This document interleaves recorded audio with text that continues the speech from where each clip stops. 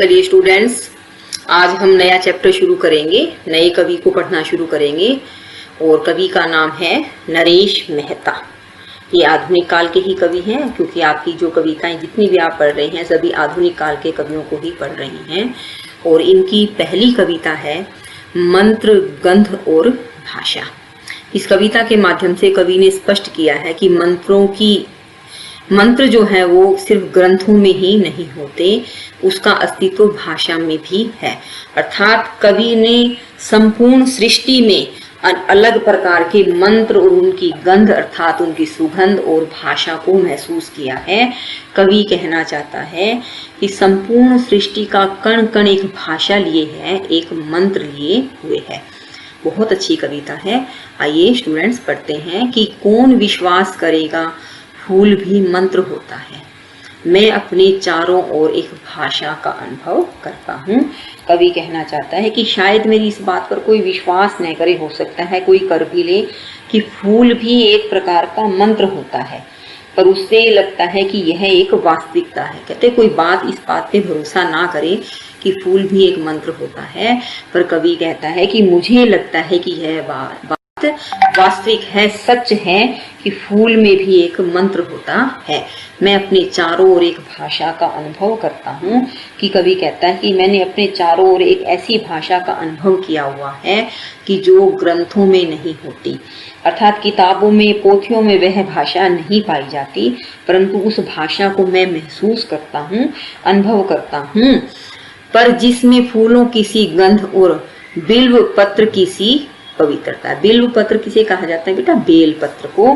कवि कहता है कि मैं एक ऐसी भाषा का अनुभव करता हूँ जो पूरी तरह से पवित्र है, पर किताबों में, पुस्तकों में नहीं पाई जाती।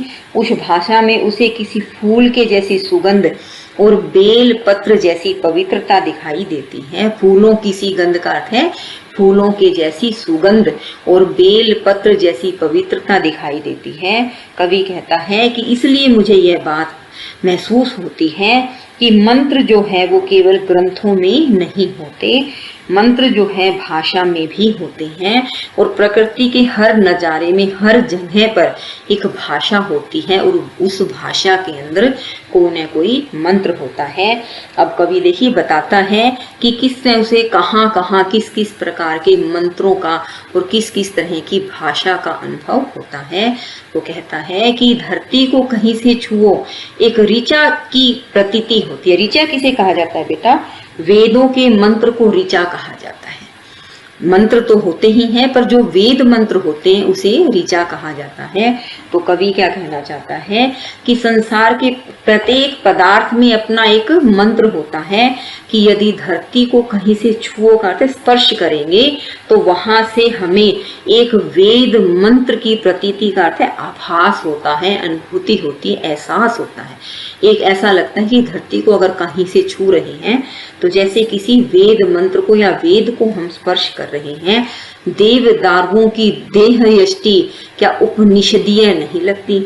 अब कवि कहता है कि यदि हम किसी देवदारू के वृक्ष की लकड़ी को, शरीर रूपी लकड़ी को अर्थ है देह यष्टि का अर्थ है बेटा शरीर। शरीर क्या है वृक्ष का? उसकी लकड़ी है। अगर हम उसको स्पर्श करते हैं तो हमें क्या लगता है कि जैसे किसी उपनिषद को स्पर्श कर रहे हो। कभी प्रश्न करता है कि क्या वह उपनिषद जैसी नहीं लगती? तुम्हें नहीं लगता कि इन भोजपत्रों में भी एक वैदिकता है? कवि क्या कहते हैं कि यदि हम ध्यान से देखेंगे तो जो भोजपत्र है, भोजपत्र किसे कहते हैं बेटा? केले के बड़े बड़े जो पत्ते होते हैं ना, उन पर कई जगहों पर आज भी केले के पत्ते में भोजन परोसा जाता है। तो कहते हैं कि जिन पर भोजन परोसा जाता है, ऐसे भोजपत्रों को अगर हम स्पर्श करते हैं तो हमें लगता है कि उसमें वैदिकता है, हालांकि उसमें अभी तक किसी ने उसका साक्षात नहीं किया है।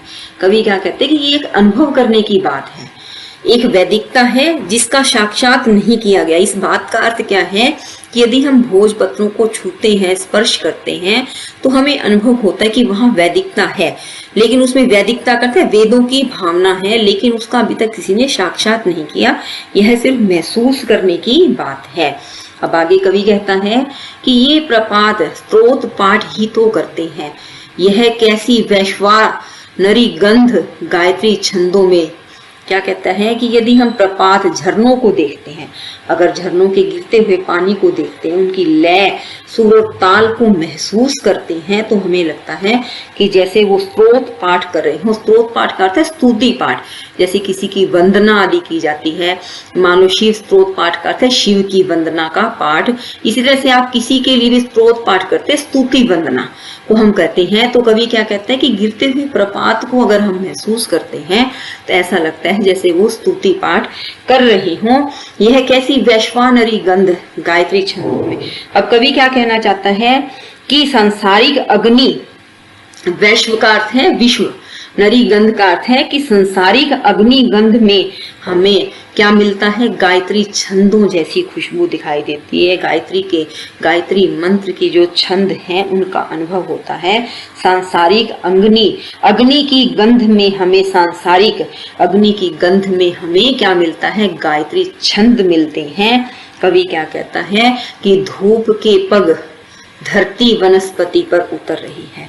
धूप जो है धरती पर अपने कदम रखती है और सभी वनस्पतियों पर उतरती है, दिखाई देती है। तो क्या होता है, कवि कहता है ऐसे लगता है सावित्रियों के इस आरण्य रास का वर्णन किसी शतपथ में नहीं मिलेगा। कि जब धूप अपनी कदम लेकर वनस्पतियों पर उतरती है, दिखाई देती है, तो ऐसे लगता है कि जैसे सावित्रियों की भांति कोई। अरण्य रास का अर्थ क्या होता है बेटा, अरण्य शब्द का अर्थ है वन्य और रास का अर्थ है क्रीड़ा, लीला। तो ऐसे लगता है कि जैसे सावित्रियों का अरण्य रास, वन्य रास का वर्णन किया जा रहा हो। और ऐसा वर्णन किसी शतपथ का अर्थ क्या होता है कि ब्राह्मण ग्रंथ में हमें कहीं प्राप्त नहीं होगा, इसलिए मैं एक भाषा का अनुभव करता हूँ। कवि कहता है कि जब धूप जो है वनस्पतियों पर उतरती है, तब हमें लगता है कि जैसे वन्य रास की क्रीड़ा की जा रही हो। और ऐसा जो वर्णन है वह यह ब्राह्मण ग्रंथों में नहीं मिलता। कवि के कहने का अर्थ क्या है कि जो कुदरत है उसमें जो वर्णन है, जो हम महसूस कर सकते हैं, वह किसी किताब में नहीं मिलता। इसलिए मैं हर जगह एक भाषा का अनुभव करता हूँ और एक मंत्र का, एक गंध का अनुभव करता हूँ, जो कि किसी भी तरह की किताबों में प्राप्त नहीं होती। अब कवि कहता है जो ग्रंथों में नहीं होती, जो प्राय जिसे मैंने एकांत और कोलाहलों में सुना है, कि किसी ग्रंथ में वो भाषा प्राप्त नहीं होती, जो मैं कुदरत में एक भाषा अनुभव करता हूँ, वह प्राय का अर्थ है ज्यादातर, अधिकतर। एकांत जहाँ पर बिल्कुल शांति है, पूरी तरह से शांति है, नीरवता है, एकांत है। और कोलाहलों का अर्थ है जहाँ बहुत भीड़ है, शोर शार है। तो कहते कि वह जो भाषा में महसूस करता हूँ, वह एकांत में भी महसूस कर सकता हूँ और कोलाहल अर्थात शोर में भी महसूस कर सकता हूँ, परंतु वह किसी ग्रंथ या किताब में नहीं होती। आगे कवि कहता है कि रात और दिन के कृष्ण शुक्ल स्वरूप में, कृष्ण का अर्थ है बेटा शाम, रात्रि के समय को इन्होंने उससे तोला है, और शुक्ल का अर्थ है धवल अर्थात सफेद। कवि क्या कहना चाहता है कि संसार का हर पदार्थ अपना एक मंत्र रखता है, कि रात जो काली होती है और दिन जो होता है वह श्वेत होता है, धवल होता है, कि स्वर में सूर्य और चंद्र की जो किरणें हैं वैसी लगती हैं कि यजुर्वेद हो जाती हैं, कि जैसे कोई यजुर्वेद दिखाई दे रहा हो। कवि ने क्या कहा है कि जब रात होती है तो चांद की रोशनी होती है, दिन होता है तो सूर्य की, अर्थात रात और दिन में सूर्य और चांद की जो किरणें हैं वह ऐसी लगती हैं जैसे कि यजुर्वेद का रूप धारण कर रही हो। प्रत्येक क्षण एक मंत्र वनस्पति में परिणत होता है। कवि क्या कहता है कि संसार में जो प्राकृतिक नजारा है उसकी सुगंध जो है प्रत्येक पल हर क्षण एक मंत्र किसी वनस्पति में परिणत का अर्थ है परिवर्तित हो रहा है, बदल रहा है, जिसकी सुगंध उसे फूलों में महसूस होती है, जिसकी गंध का अर्थ है जिसकी खुशबू फूल मात्र में होती है। लेकिन कवि कहते हैं कि मैं उसका नाम कैसे दूं, कि जो मुझे प्रकृति के अंदर मंत्र महसूस होते हैं, जो भाषा महसूस होती है, उसका नाम कैसे दूं। क्योंकि नाम जो है सीमा का होता है, अर्थात जिस चीज की कोई सीमा है जिसके बारे में आप ये कह सकते हैं कि जो सीमा के अंदर है, कि एक हद के अंदर है, उसका नाम दिया जा सकता है, असीम का नहीं। जो सीमातीत है, जो सीमाओं से परे है, उसे कोई नाम नहीं दिया जा सकता।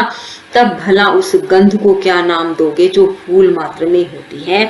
अब कवि प्रश्न करता है कि अब उस गंध को, उस सुगंध को, उस खुशबू को क्या नाम दिया जाए जो हर फूल में विद्यमान होती है।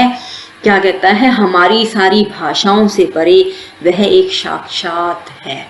कवि क्या कहते हैं कि जितनी हमारी सारी भाषाएं हैं, उन सब भाषाओं से अलग जो कुदरत की भाषा है, जो प्राकृतिक नजारों की भाषा है, वह बिल्कुल अलग होती है और वह साक्षात है, अर्थात हमें साक्षात रूप में दिखाई देती है, प्रत्यक्ष रूप में दिखाई देती है। फूल के अंदर मौजूद गंध संसार की तमाम भाषाओं से परे एक प्रत्यक्ष अनुभव है।